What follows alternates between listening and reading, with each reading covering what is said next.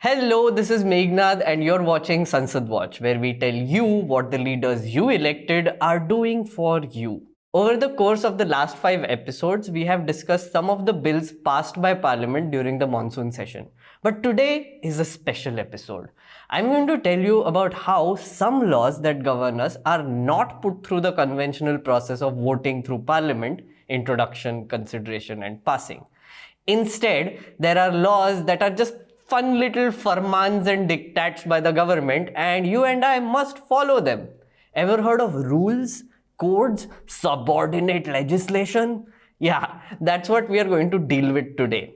But not just any rule, we are going to talk about the one rule that the Ministry of Electronics and IT issued to rule them all. These are called the Information Technology Guidelines for Intermediary and Digital Media Ethics Code Rules 2021, or more commonly known as the new IT rules. Kafi heavy. These rules have been issued to prevent the rampant abuse of social media platforms and spreading of fake news.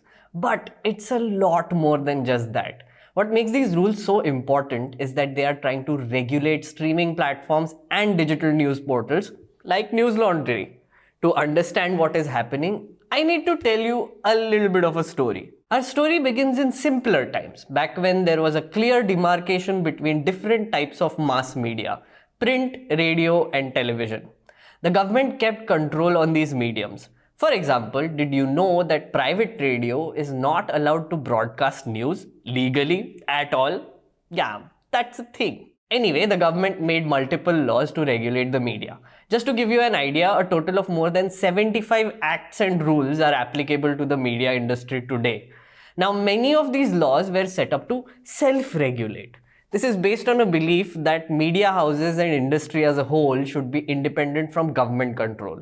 So they have bodies like Press Council of India to ensure that they are ethical. That sounds amazing, right? Lovely thought. But that's not how it works. Just take a look at the ministry website and you will see multiple takedown notices.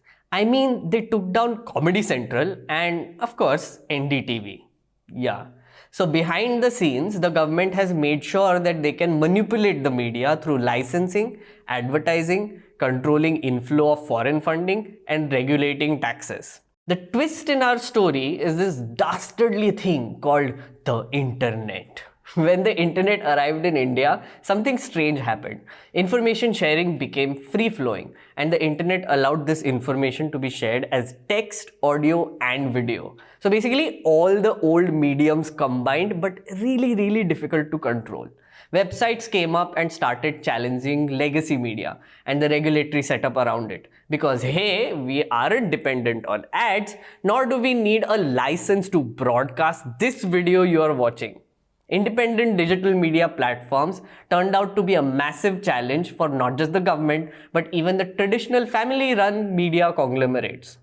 These big media houses were like, whoa, एक second, wait a minute. They're doing everything we do and also journalism, but cheaper and better. And they're also doing ground reporting instead of just noisy debates. On top of that, they don't have to get licenses or beg for ads. How? What is going on? I mean, Arnab recently expressed his anxiety about all of this. Most of these digital news media outlets do not have a sustainable model. They survive on philanthropy, grants. They get almost no advertising. There is no sustainable business model. In that case, why is anyone pumping money into them? What is the agenda? This new business model he talks about is what is turning out to be a big challenge for the establishment. It's a challenge because you, the public, is directly funding us and not Sarkari ads or big industrialists. You are actually a part of a revolution going on. So the government came to the rescue of legacy media in 2019. It introduced certain regulations on independent news portals by putting in place funding restrictions. The ministry announced that a digital media company based in India could only accept up to 26% investment from foreign entities in their venture after government approval. But it was wonderful how they announced it. That just like in the print media, 26% FDI is allowed with the government approval. Similarly, in the digital media also, which is dealing with news and current affairs, we will allow 26% FDI with government approval on the lines of print media. A point to note here is that the TV news channels, on the other hand, could accept up to 49% of their investment from foreign investors. Okay, let's pause. I have to rant a little bit here. One, it's so bloody difficult in India to do a business like this. One day the government just announces that only a certain amount of investment is allowed and the entire structure of a company will have to be well restructured. Many digital news portals such as Daily Hunt had to restructure their business to comply with the new FDI rules. Several shut down. Most recently, Yahoo and Huffington Post. Ease of doing business? Sure, man, sure. And two, literally all TV channels put up their content on Twitter, Facebook, YouTube and other places. Entire shows. So they are realistically a broadcast plus digital medium with a ton of resources. Does the government go after them? No, because they know how to control the legacy media. It's the new kids on the block that are the problem. So finally, on February 25th this year, the new IT rules were brought in. Mind you, these rules actually apply to social media platforms, OTT platforms, and digital media organizations. But for now, we are going to stick to digital media platforms because, hey, we are one. The difference is Facebook, Twitter, and their ilk can wash off their hands saying whatever content that goes up on their platform is like, hey, उन्होंने डाला है, हमारा क्या जा रहा है, हमारा तो कुछ control ही नहीं है इस पर. But digital news and OTT platforms are responsible for what we put out. This, my dear viewers, is the latest attempt by the government to control us free spirits on the internet. Let me tell you how. As per the new rules, digital news media would now be bound by the old regulations that were made for print and cable TV regulation, namely the norms of journalistic conduct of the Press Council of India and the program code of the Cable Television Networks Regulation Act. These ethics, in very loose terms, say that the publisher should not publish content that could affect the sovereignty of India, incite violence, or disturb public order. We all know how that is applied IRL. देश के गद्दारों को देश के गद्दारों को पाकिस्तान में रहना होगा कटे जाएंगे कटे जाएंगे हिंदू अलग संस्कृति है, मुस्लिम अलग संस्कृति है, दोनों एक साथ नहीं रह सकती, दो संस्कृतियां कभी एक साथ नहीं रह सकती हैं. Okay, so to enforce these rules, the government has set up a 3-tier structure for grievance redressal. If any random person feels aggrieved by the content published by digital portals, they can raise it at these 3 levels. Level 1.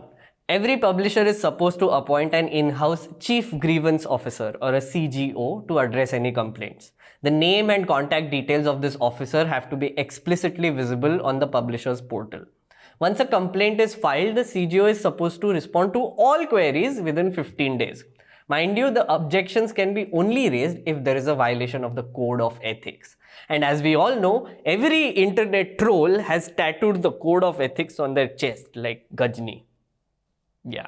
Level 2. The new IT rules call for the formation of self-regulatory bodies which every publisher must be a part of. What does that mean exactly? Simply put, it's an empowered collective of non-government folks who will also take such complaints from people. They are responsible for imposing this code of ethics on their own members, the portals who have become a part of this collective. These self-regulatory bodies usually comprise of judges from the Supreme Court or High Court or eminent personalities from the profession. So when a person feels that his or her complaint wasn't adequately addressed at the first level, they can approach this self-regulatory body, level 2. This body then has the power to warn, censure, admonish or reprimand the publisher and demand an apology from them. But moving on to level 3, this is where things get interesting because this is the boss level and it has the government itself. The IT rules require the government to set up an interdepartmental committee consisting of representatives from different ministries which have the supreme authority to take a call on matters of content. This committee is empowered to ask publishers to delete or modify the content if they feel like it violates the code of ethics. This committee is headed by an authorized officer who is a bureaucrat from the Ministry of Broadcasting. The committee is supposed to meet every 2 months, but they can also meet on an emergency basis to remove something in 2 days. I know, it's very confusing, not even getting into it right now.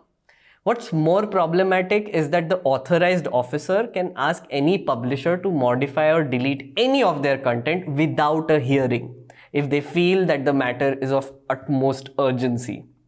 Let me ask you this. Is this regulation or is this control? You tell me in the comments below. I don't know what it is. Yeah. Many petitions have been filed in courts to strike these rules down, either completely or parts of it, because there are many problems with it. That's an explainer by itself. What you need to understand is this so-called regulation was so problematic and outlandish that it was challenged in court by the following. M.K. Venu of The Wire, Dhanya Rajendran of The News Minute, Quint, Alt News and Press Trust of India in the Delhi High Court. Live Law and News Broadcasters Association in the Kerala High Court, Digital News Publishers Association, T.M. Krishna and Internet Freedom Foundation in the Madras High Court, the Leaflet and Nikhil Wagle in the Bombay High Court. That's a lot of petitions in case you didn't notice. Let me tell you a bit about the Live Law petition because that's a very interesting one. Their advocate Santosh Mathew went to the court and put forward an argument on these lines. Let's say if a retired justice of the Supreme Court or High Court writes an opinion on the website and some Twitter troll has a problem with it, which level 3 of the grievance redressal mechanism, the boss level, agrees with. So they can pull it down, which means a learned honorable judge's judgment call will be overruled by some Twitter troll and some babus sitting in some offices. So yeah, the Kerala High Court ruled saying no coercive action will be taken against petitioners for non-compliance of the provisions of IT rules, as the petitioners are the publishers of law reports and legal literature. So a favorable order was arrived at but was limited to legal news websites. On top of the Kerala High Court verdict, there was another verdict in the Bombay High Court.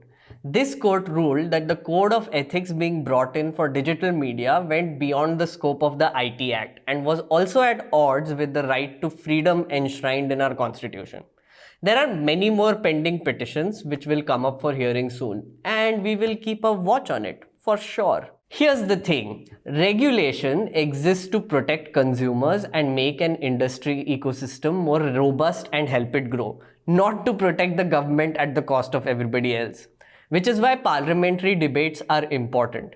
A proposed law to regulate digital media must be discussed with the stakeholders, then put through public scrutiny, then brought to parliament, then debated and discussed and voted on, and then finally approved by the president.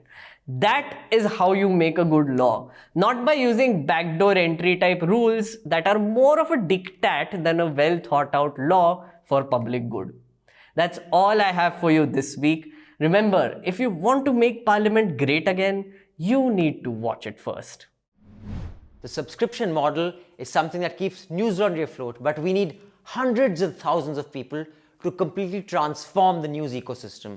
So you pay for news, so it serves you. So click on the link with this video, subscribe to News Laundry and pay to keep news free, और गर्व से कहो, मेरे खर्च पर आज़ाद है खबरें.